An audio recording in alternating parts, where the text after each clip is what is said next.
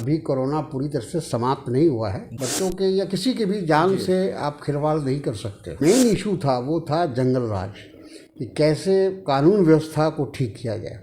नमस्कार, आप देख रहे हैं लाइव सिटीज़। मैं हूं आपके साथ सौरभ राज। बिहार में कोरोना और क्राइम के ऊपर लगातार सवाल उठ रहे हैं। कोरोना को लेकर के भी सवाल उठ रहे हैं। जिस तरीके से बिहार में सभी स्कूल खोल दिए गए और विद्यार्थी स्कूल जाने लगे हैं, अब खबर आ रही है कि एक स्कूल में करीब 25 विद्यार्थी कोरोना पॉजिटिव निकले हैं। उसके बाद जांच में कुछ आंकड़ा ऊपर नीचे भी हुआ है। क्या सरकार जल्दबाजी कर रही है, कोरोना को अनदेखी कर रही है? हमारे साथ है कांग्रेस के वरिष्ठ नेता तारिक अनवर। इनसे जानेंगे कि क्या सरकार को अभी और इंतज़ार करना चाहिए कोरोना को लेकर के। सर, जिस तरीके से बिहार में स्कूल खोल दिए गए और खबरें आ रही है मुंगेर से कि एक स्कूल में शिक्षक और विद्यार्थी दोनों में कोरोना पॉजिटिव निकले हैं।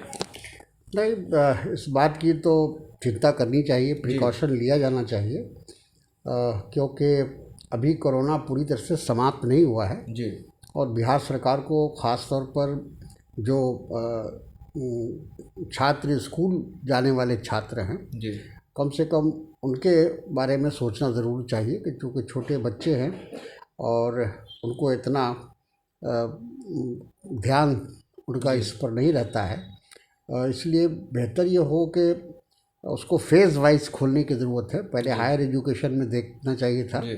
और जब इस तरह का फीडबैक आ रहा है कि लोग संक्रमित हो रहे हैं जी, तो उसको जो है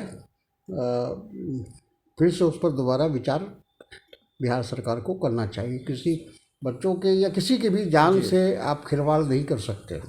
जान बचेगी तो पढ़ाई ज़्यादा भी हो सकता है। सर, जिस तरीके से महाराष्ट्र में शिवसेना जो सामना निकालते उसमें बिहार के ऊपर चर्चा की गई है कि बिहार में कोरोना से भी तेज़ निकल गई है क्राइम, उससे भी आगे निकल गई है।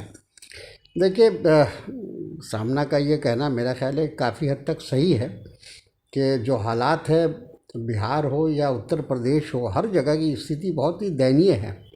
और ख़ास तौर पर चूँकि बिहार में जब वहाँ सरकार बदली थी जी, और नीतीश जी मुख्यमंत्री बने थे भारतीय जनता पार्टी, और उनके साथ मिलकर एक समझौता हुआ था जी, तो जो मेन इशू था वो था जंगल राज, कि कैसे कानून व्यवस्था को ठीक किया जाए। तो आज जो बिहार की हालत है, ऐसा लग रहा है कि मुख्यमंत्री की वो पकड़ ख़त्म हो चुकी है और या उनकी प्राथमिकता ख़त्म हो चुकी है कानून व्यवस्था को लेकर।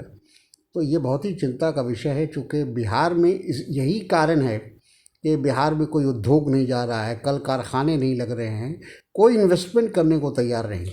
जब ये सवाल आप लोग उठाते हैं सर कानून व्यवस्था को, बस सरकार की तरफ से कह दिया जाता है कि विपक्ष राजनीति करती है, इन्हीं का देन है, लालू जी का देन है कि बिहार आज तक भोग रहा है। देखिए, अब पुरानी बातों को दोहराने से कोई फ़ायदा नहीं है जी।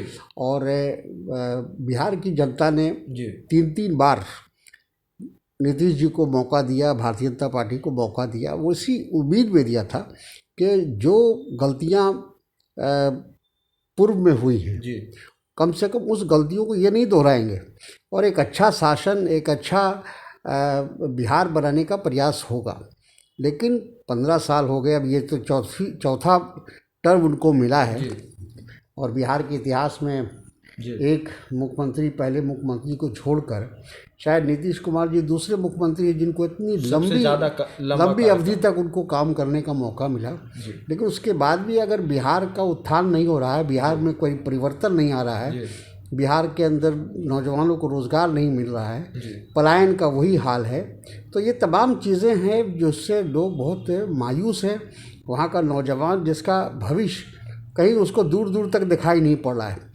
तो ये सब चीज़ें हैं जिस पर जो वर्तमान सरकार है, जो शासन में लोग हैं, उनको तो चिंता करनी पड़ेगी और साथ साथ निंदा भी सुननी पड़ेगी। सर, एक अंतिम प्रश्न है सर कि कांग्रेस के अंदर जो कहा जा रहा है कि अंदरूनी कलह मची हुई है, कांग्रेस के कुछ आपके पुराने साथी और सवाल उठा रहे कि कांग्रेस पार्टी टूट जाएगी बिहार में।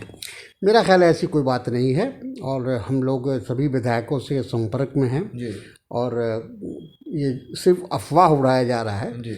और यूँ कहा जाए कि जो एनडीए की सरकार है, नीतीश जी की सरकार, वो इस तरह की अफवाह उड़ रही है, बल्कि उसके विपरीत स्थिति वहाँ उसकी विपरीत है। क्योंकि नीतीश जी के साथ जो भारतीय जनता पार्टी ने जो अपना काम एक तरह से उनको छोटा करने का काम किया है, उनके कद को छोटा करने का काम किया है, उससे जदयू के अंदर एक आक्रोश है, उनके विधायकों में आक्रोश है और उनको ये भी लगता है कि अब नीतीश जी राजनीति से अपने आप को अलग कर रहे हैं। उन्होंने अपने राष्ट्रीय अध्यक्ष का पद भी छोड़ दिया है जी। तो अब उनको जदयू में कोई भविष्य नज़र नहीं आ रहा है, क्योंकि नीतीश कुमार जो थे वो सही मानों में एक केंद्र बिंदु थे जदयू के अंदर। तो जब केंद्र बिंदु वहाँ से हट रहा है और अपने आप को धीरे धीरे विड्रॉ कर रहे हैं वो राजनीति से, तो उससे लोगों में ये लग रहा है कि आगे कोई इस पार्टी का भविष्य नहीं है।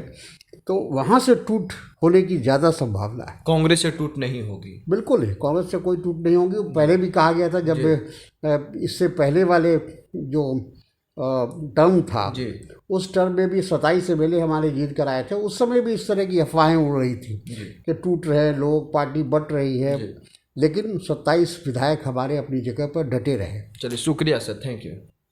अभी कोरोना पूरी तरह से समाप्त नहीं हुआ है। बच्चों के या किसी के भी जान से आप खिलवाड़ नहीं कर सकते। मेन इशू था वो था जंगल राज, कि कैसे कानून व्यवस्था को ठीक किया जाए।